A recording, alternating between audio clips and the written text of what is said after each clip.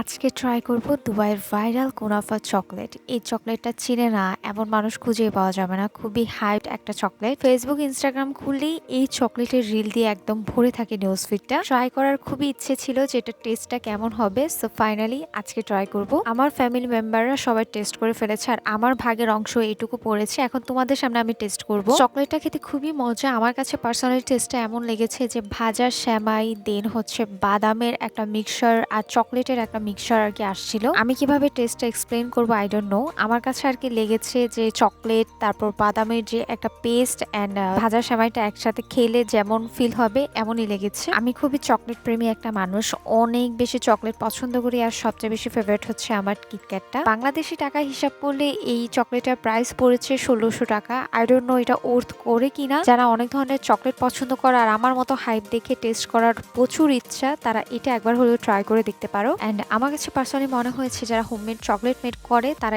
Easily এটা বানাতে পারবে যদি একবার টেস্ট করে। ওভারঅল আমার পার্সোনাল যে অপিনিয়ন বা আমার ফ্যামিলি মেম্বার্সদের যে অপিনিয়ন যে এটা মজা ছিল, বাট 1600 টাকা হিসাবে প্রাইসটা একটু বেশি হয়ে গিয়েছে। নো অফেন্স প্লিজ, আমি সম্পূর্ণ আমার মতামত শেয়ার করলাম। যারা আমার আগে কুনাফা চকলেটটা ট্রাই করে ফেলেছো আমাকে নিচে কমেন্ট করে জানাবে যে তোমাদের কাছে কেমন লেগেছে।